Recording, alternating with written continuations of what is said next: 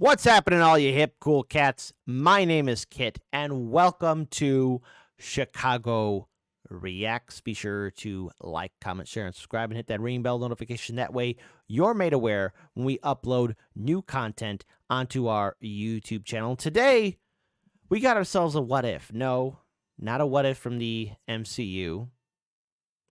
Jesus, that franchise is dying. Disney. You had Marvel and Star Wars. Two very powerful intellectual properties that have gone to the crapper. But no, we got a different kind of what if. It's a theory, not a fan theory or a game theory, but it's a 40K theory. What if Guilliman had found Angron first? 40K Theories. Again, the YouTube channel is called 40K Theories. So please, if you want to be a hip, cool cat, support the original content creators. Please support the original content creators. I'm going to say that again for the people in back. Please support the original content creators because it's the right thing to do. It takes a lot of time and effort to make these videos. And I'm very curious to hear about this what if. What would happen? And we all know that Guilliman and Ultramar itself, the realm of the 500 worlds, is a representation of an ideal version of the Roman Empire. I view Guilliman as like Julius Caesar or Augustus Caesar or Marcus Aurelius or Constantine I, Constantine the Great, actually, more precise. He's an emperor, not emperor, oops, don't shoot me for heresy, but he's a leader that has military experience and statecraft. He's able to command and build a strong empire. Now, let's be very clear about Angron. Angron,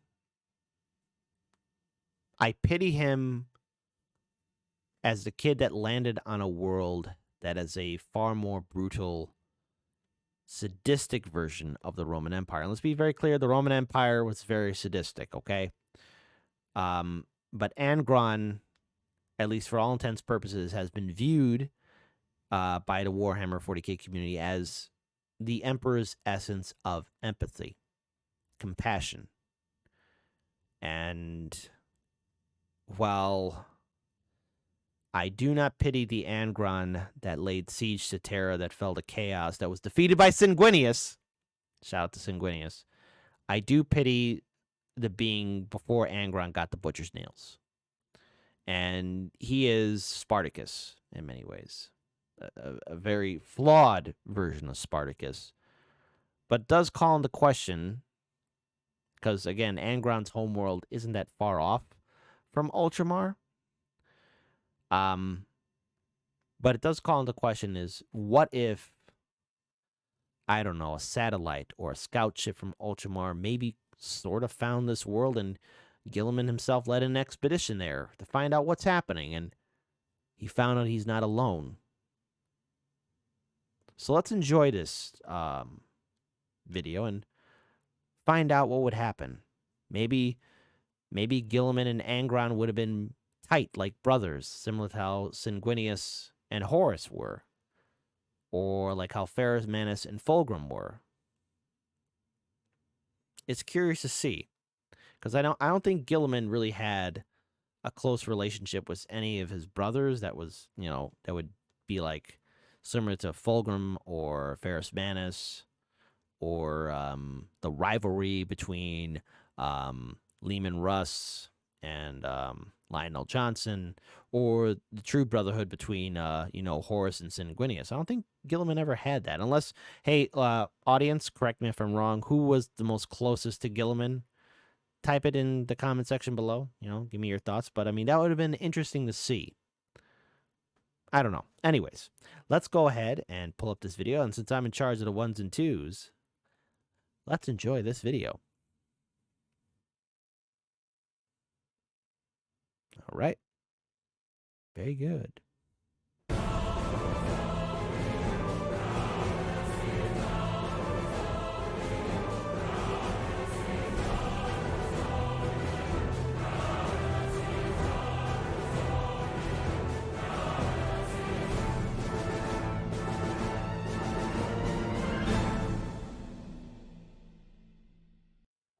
The realm of Ultramar, otherwise known more informally as the 500 Worlds, is a sub-empire within the Imperium of Man, which is ruled over by the Ultramarines chapter of the Adeptus Astartes. Ultramar is in itself somewhat an anomaly within Ultramar. the Imperium, for not only does it essentially serve as the personal fiefdom of the Primarch Rebute Guilliman, but it also retains a surprising degree of autonomy and independence when compared to other planetary sectors, despite still ultimately deferring to Imperial rule. This sub-empire is separated into at least 4 distinct regions, each with its own capital world and ruling tetrarch. Although the planet of Macragge, the homeworld of the Ultramarines chapter, is largely considered to be the capital of Ultramar as a whole. Ultramar is also noted for being one of the most heavily defended regions of space within the entire Imperium, boasting not only a highly trained and disciplined planetary defense force known as the Ultramar Auxilia upon each and every world, but... So, let me ask the audience this, all right? So, if you have created your own unique faction, or either that were created enough to create your own Ultramar auxiliary, did you do that? Did you have an Ultramar auxiliary? Type it in the comment section below if you have that in your possession, if you have that kind of army at your disposal. I always found that interesting too. Like, Guilliman was able to really, as soon as he was found by the Emperor, he was able to adapt his own empire to the technology, weaponry, and tactics of the Great Crusade, and really build up his nation states, his worlds, so that they can contribute to the Imperium. Let's face it, Ultramar does have a lot of freedom. In fact, of all the, look, Warhammer 40k, the universe, it's not a safe place. To quote that line from Maggie Simpson when she hits the axe to groundskeeper Willie in that one of the Simpsons Halloween of Horrors, Treehouse of Horrors, and she says, "This is indeed a disturbing place." Yes, the realm of 40k is a disturbing place, but of all the realms to live in, controversial statement said in 3, 2, 1, Ultramar seems to be the most safest. Now, yes, I know that there were the plague wars that took place there. I know that, but, I mean, compared to other Imperial War worlds, Agri worlds, Hive worlds, Ultramar somewhat kind of resembles what the Emperor's original vision of the Imperium was supposed to be. So, yeah. There you go. That's just my thoughts, my 2 cents. Give me your thoughts. What do you think of the realm of Ultramar? Also a substantial naval force known, appropriately enough, as the Ultramar Defense Fleet. As well as this, there also exist no less than 10 Space Marine chapters known with official records as the Shield chapters, which are tasked with defending Ultramar from both external and internal threats. While these shield chapters may outwardly appear to be completely different from one another, they are all known to share one common trait, in that they are all officially descended from the gene line of Guilliman himself. This in turn harkens back to the days of the Great Crusade, a time when the original Ultramarines Legion both governed and protected the stellar realm from the enemies of man. The origins of the Ultramar Empire can be traced all the way back to the dying days of the Age of Strife, a period of human history where the majority of humanity's colony worlds became cut off from one another due to an unprecedented increase in warp storm activity, which made long-distance interstellar travel an all but impossible undertaking throughout much of the galaxy. During this particular period of time, as the Emperor of Mankind neared the completion of his Primarch project, the Chaos Gods would tear open the very fabric of reality within the heart of the Emperor's gene labs, resulting in each of the nascent Primarchs being dragged into the depths of the warp. However, the Chaos Gods themselves lack the power to destroy the Primarchs completely, and would instead, in an attempt to hamper the Emperor's plans, scatter his gene sons across the vast expanse of the galaxy, with a gestation pod containing the infant form of Rebute Guilliman eventually coming to land upon the world of Macragge. After being adopted by a man named Connor Guilliman, one of the 2 ruling consuls of Macragge's capital, the young Primarch would quickly grow to not only become a highly skilled warrior and general, but a man who was all but unparalleled in the arts of diplomacy, making him one of the world's greatest politicians. Eventually, Guilliman would rise to become the sole consul of Macragge, where he would go on to usher in a golden age of both peace and prosperity for his people.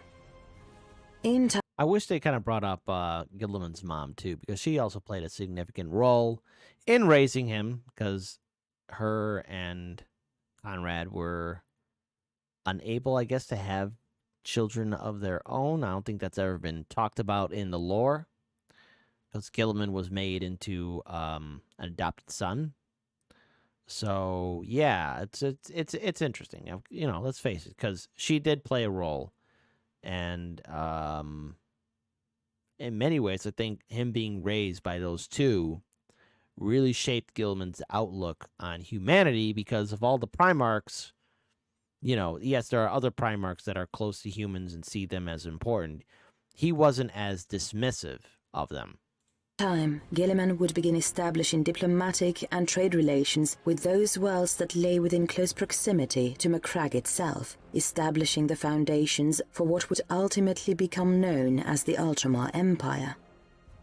Following the Primarch's eventual reunion with the Emperor and being subsequently appointed as the commander of the Ultramarines Legion, Guilliman would begin to further strengthen relations between Macragge and the other worlds of the sector, slowly integrating them into the fold of his own interplanetary realm. However, this decision to create an empire was not simply due to a wanton lust for power or greed on Guilliman's part, but in fact had a more practical application. Indeed, the Primarch argued that a Space Marine Legion was so much more than just the warriors within it, in that it also included the ships that transported their material, the forges that fashioned their wargear, and the civilian worlds that provided potential aspirants with which to bolster their ranks. Correct. As such, the Primarch sought to bring more and more of the sector's worlds under his control, so as to make the Ultramarines completely self-sustaining, and thus ensuring that his legion would always be able to carry out the Emperor's will.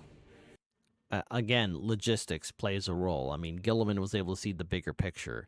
As a statesman, as an administrator, you know, you want to make sure not to take alliance from the orcs, but you got to make sure that your boys got enough DACA to start curb stomping the enemies. How can they curb stomp the enemy if they don't have enough DACA and enough shooters? While Guilliman's empire would in time grow to encompass roughly 500 worlds, the annals of history could have been vastly different if but one more world was brought into the Ultramarian fold, specifically the world of New Syria. New Syria was a world that existed just outside the easternmost border of Ultramar, being relatively close, galactically speaking, to the Ultramarian worlds of Sotha, Espandor, and Prandium. The world itself was notorious for its gladiatorial games, where slaves would be forced to compete against one another in battles to the death for the entertainment of the world's ruling elite.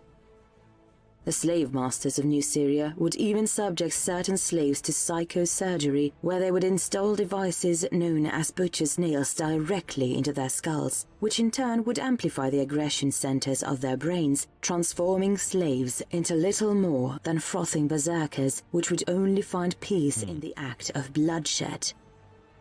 While New Syria may have been regarded as being little more than a cruel and barbaric backwater world, unfit to be brought into the Ultramarian fold, the world would in fact prove to be more significant than anyone could have anticipated, for it was upon this world that the gestation pod containing Angron, Guilliman's brother and future Primarch of the World Eaters Legion, would come to rest, with the infant Primarch being forced to live the life of a New Syrian gladiator slave.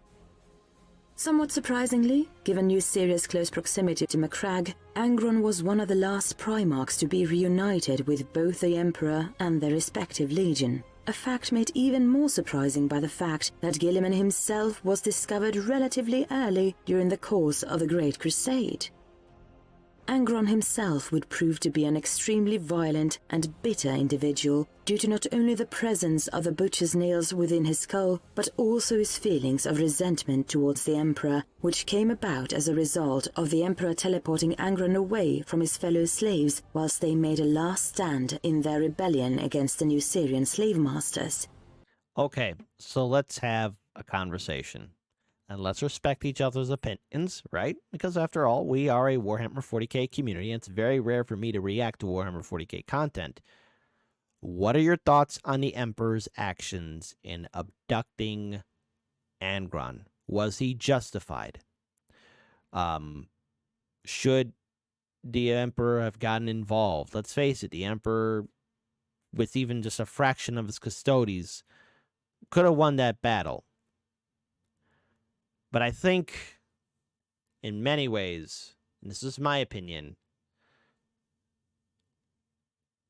if the Emperor couldn't even figure out how to remove the butcher's nails, if the Emperor couldn't figure out how to do that for his own son, because he has been quoted as saying, "What did they do to you?" And he couldn't undo it, there was nothing the Emperor then could have done for Angron's friends, his fellow, gladiatorial slaves. There was nothing he could have done. There was nothing he could have done. Now, the thing is, I don't know how sincere the Emperor is, because let's face it, the Emperor is a hypocrite. He can lie. Don't shoot me, Inquisition. We must always trust the Emperor, always. But, I mean, I want to take the Emperor's word on this one. And if there... Because he would have done something. I mean, his son, a Primarch, who is technically kind of sort of a human being, if he couldn't undo that damage to a Primarch, there was nothing he could do for those slaves. There was nothing he could do. Do you think the Emperor was justified in making that decision and abducting Angron? Was it the right thing to do? Should he have done more? Do you think the Emperor was being sincere in saying that? Because let's face it, Angron, before the butcher's nails, was a whole other different individual altogether.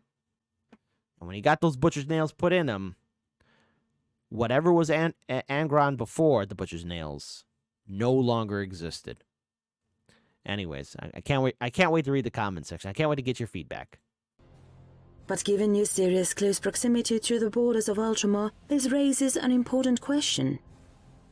What could have happened if Guilliman was the one to find Angron instead of the Emperor?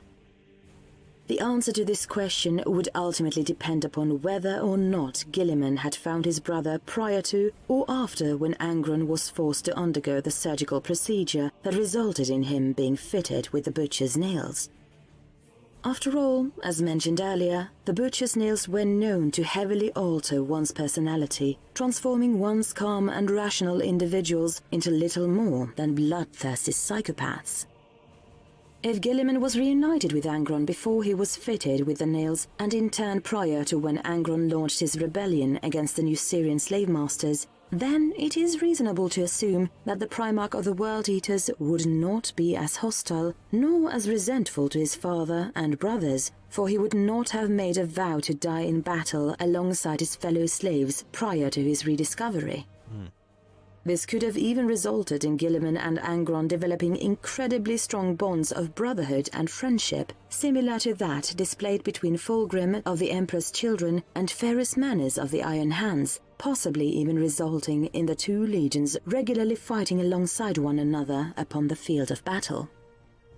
As well as this, if Angron was brought back into the Imperial fold prior to both receiving the butcher's nails and subsequently instigating his rebellion against the new Syrian slave masters, then this may have even resulted in the World Eaters remaining loyal to the Imperium during the events of the Horus Heresy, as Angron would have had less of a reason to rebel against his father.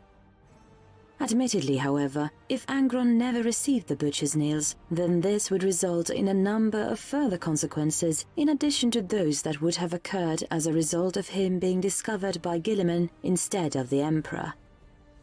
But given that the exact time frame between Guilliman's reunion with the Emperor and Angron's implantation of the butcher's nails remains somewhat unclear, it's entirely possible that Guilliman may have only come to learn of his brother's existence after Angron had already been subjected to psychosurgery. That is interesting. Because again, Guilliman was able to build up his empire before the Emperor found him. He had 500 worlds under his command. He had a nation, an empire, to which Guilliman submitted thoroughly to the Emperor himself. So, lucky Emperor.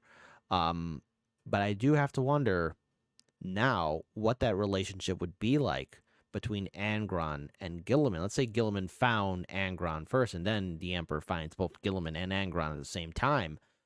Obviously, right off the bat, I mean, we're looking at a whole other different scenario.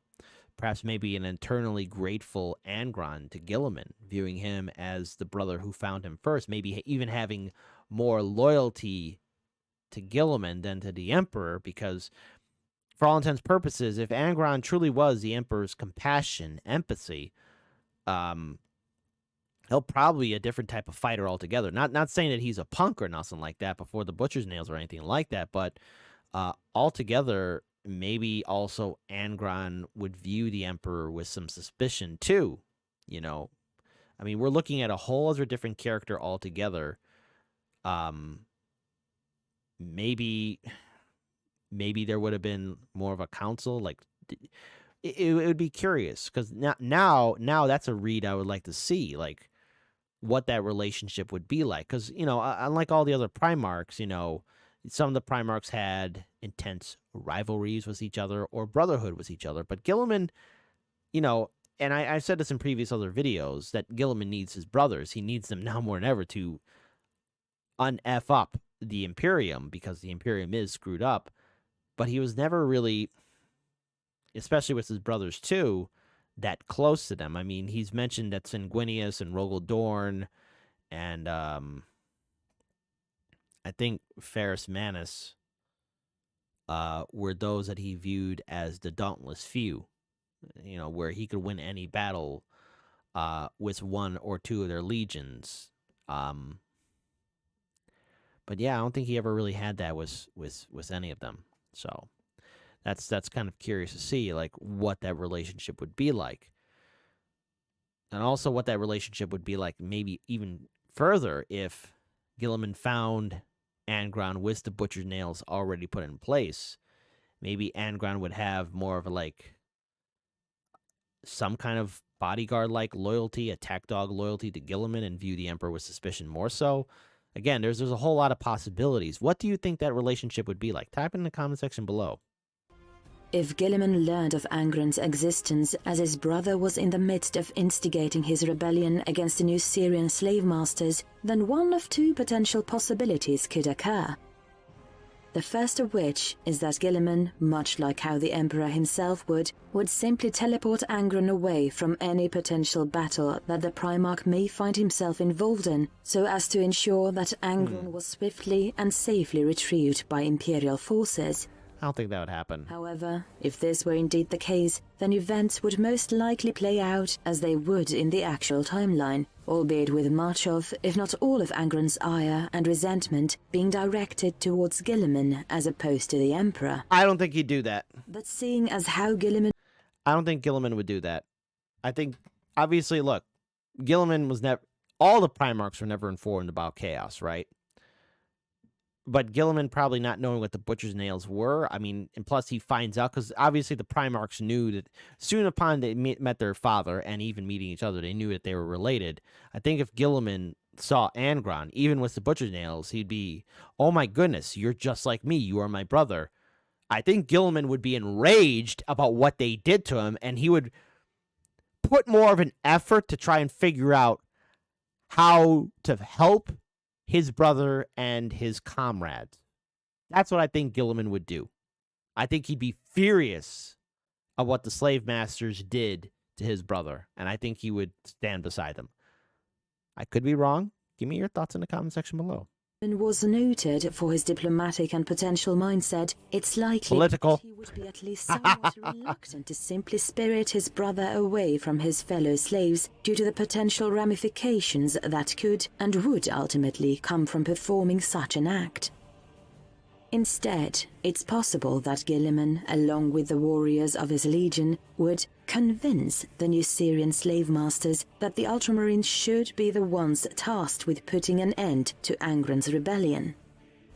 In this case, it's likely that Guilliman would meet with Angron face to face before offering to, effectively, take his wayward brother home. Angron would no doubt refuse to abandon his fellow slaves, however, perhaps forcing Guilliman to challenge his brother to a duel in an attempt to pacify him.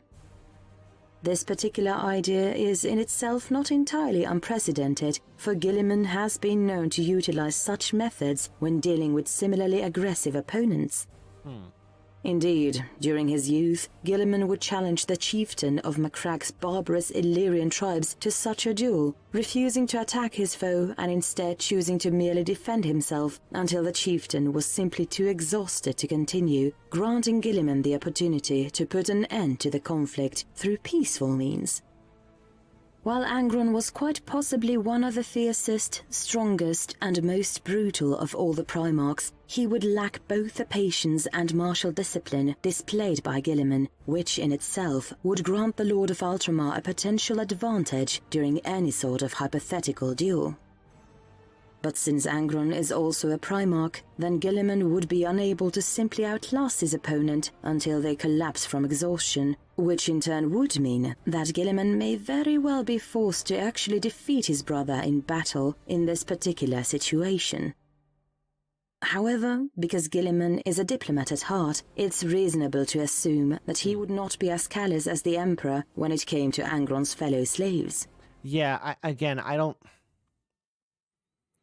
I think, okay, so obviously let's factor this in here. Let's say Guilliman, he's building his spacefaring empire, right? He's got the realm of the 500 worlds, and all of a sudden, beep, boop, beep, a satellite catches one of his, technicians' attention, be like, hey, instead of 500 worlds, we got another world, 501. Let's go find out. And there's Guilliman pointing. He says, all right, I'm going to go there. I'll bring a fleet with me. Let's find out. And so let's assume this is before he meets the Emperor, right?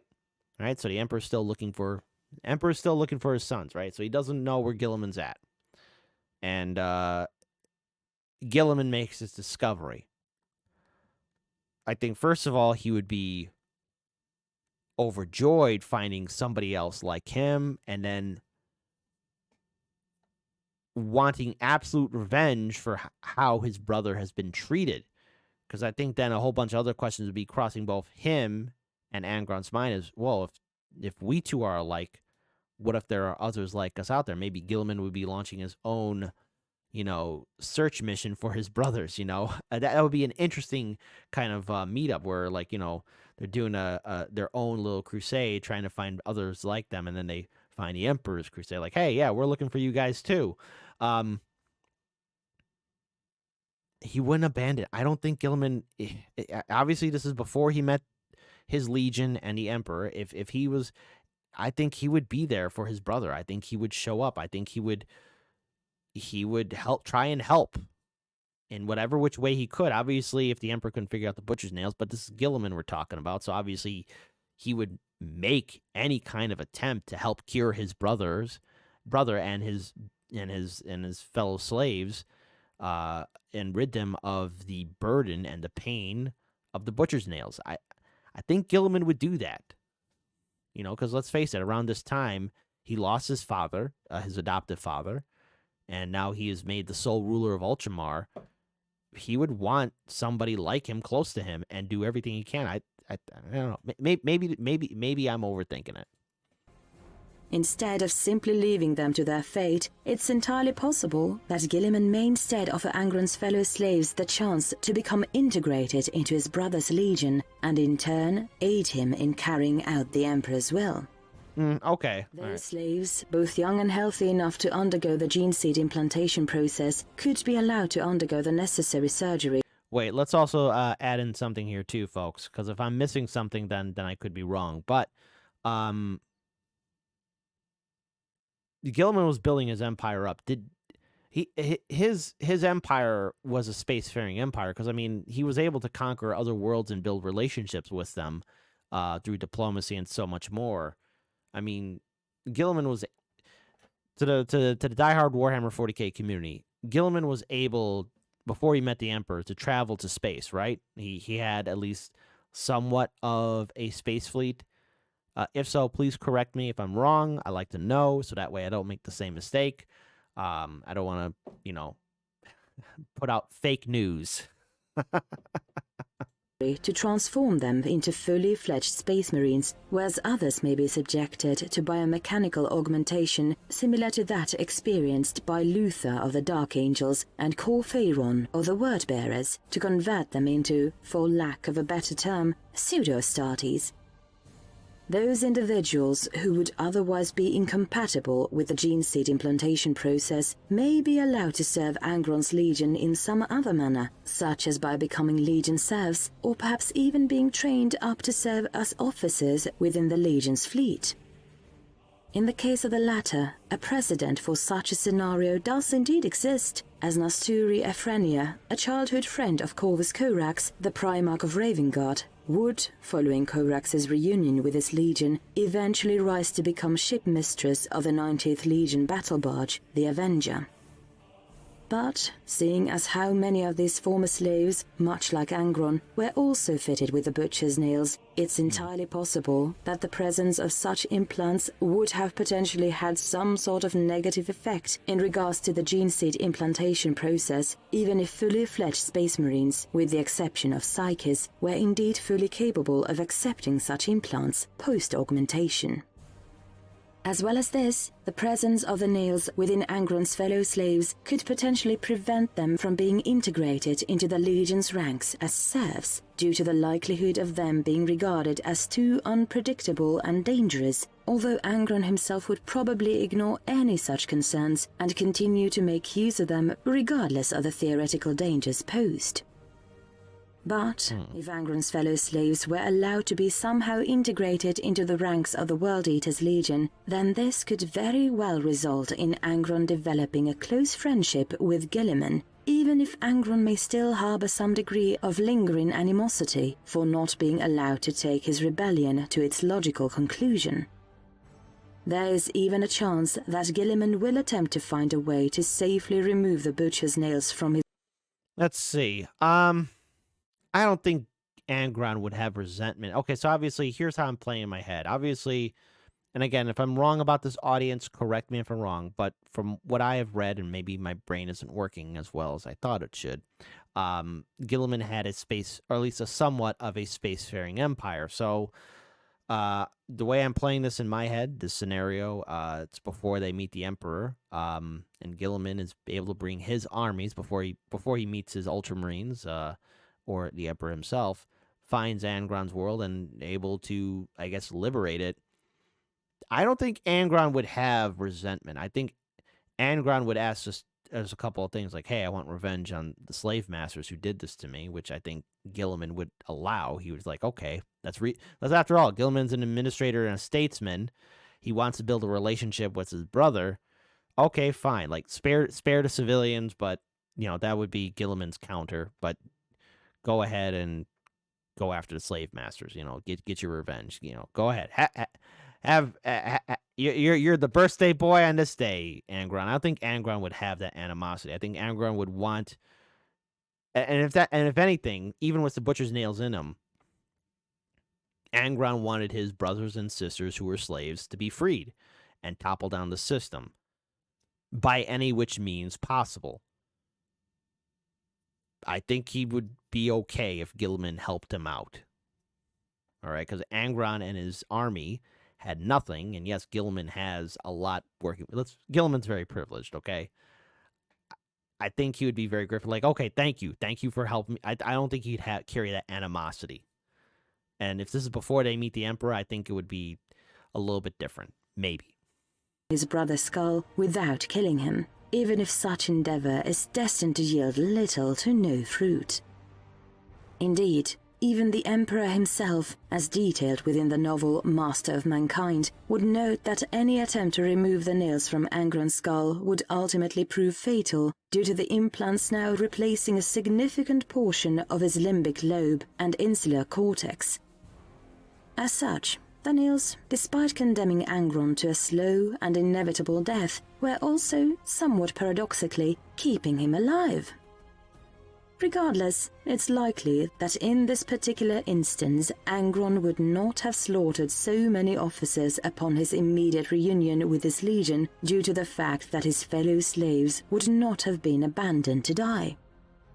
This would, however, mean that Angron would still more than likely allow the majority of his legion's warriors to undergo the surgical procedures required to necessitate the fitting of the butcher's nails, should the World Eaters once again succeed in creating their own. I think that was suggested to him by by the last remaining captain about, hey, you know, we'll put on the butcher's nails for ourselves. I think if Angron was able to meet his legion and his brothers and sisters, granted, if there was nothing, you know, Guilliman could do, you know, or either that, you know, let's say even they meet up with the Emperor too, and there was nothing, like, you know, I don't think Angron would have not only been so brutal to his captains, but, you know, I mean, because mind you, think about Angron's first meeting with his legion. His father just kidnaps him right there in the middle of their last stand. Angron's teed off. I think that whole other meetup, maybe Angron would still be somewhat dismissive towards his legion, but I don't think he'd be on board. I think even with the butcher's nails in, it'd be different. It would be a different meeting. Things could have gone. I'm 50-50 on this one. Am I wrong on this? Type your thoughts in the comment section below. Admittedly accrued variants of such implants in hopes of becoming truly accepted by their gene father. However, whether or not these changes to Angron's story would be enough to prevent him from turning traitor during the events of the Horus Heresy is another matter entirely. If Angron ultimately chose to side with Horus during the events of the Horus Heresy and subsequently enacted his Shadow Crusade alongside the Wordbearer's Legion against the forces of Ultramar, this could once again result in Angron meeting Guilliman upon the field of battle, much like how they would in the canon timeline. While Guilliman would more than likely be bested in combat thanks to the combined efforts of both Angron and Lorgar, the Primarch of the Wordbearers, if Angron had turned traitor in spite of Guilliman being the one to bring him into the Imperial fold, and assuming that the two had subsequently developed a close personal bond with one another, then this would most certainly rouse greater feelings of anger within the Lord of Ultramar due to such an act being an even more personal betrayal. While this could very well cause Guilliman to fight with an even greater ferocity than he otherwise might, he would still nonetheless be overwhelmed if he were forced to battle against two Primarchs at once, although in this particular instance, Guilliman could possibly succeed in striking at least one of his traitorous brothers down as a result of his rage, although there is no way of knowing for certain. But by that same token, if Guilliman were to give into his anger when facing off against his brothers, then this could quite possibly result in the Primarch's death, due to Guilliman's normally tactical and logical mindset being clouded by his emotions. Such an idea isn't entirely outside the realm of possibility, for during the events of the Isstvan 5 Dropside Massacre, which took place in the earliest days of the Horus Heresy, Ferrus Manus would be slain in battle by Fulgrim, due in part to Ferrus's judgment being clouded by the rage that he had experienced after learning that his once closest friend and dearest brother had turned traitor. In fact, it was partly due to the rash actions and emotions of their Primarch that the warriors of the modern-day Iron Hands chapter would choose to embrace ruthlessness and cold logic following the events of the Horus Heresy, so as to not make the same mistakes as their gene father, nor succumb to what they deemed to be weaknesses within the human psyche, and instead replacing such flaws with a machine-like efficiency and brutality. Regardless, one can only imagine what other possibilities and changes may have occurred within the timeline if Rabuta Guilliman were the one to bring Angron into the Imperial fold. we will never know for certain. What do you think? Leave a comment below, and thanks for watching.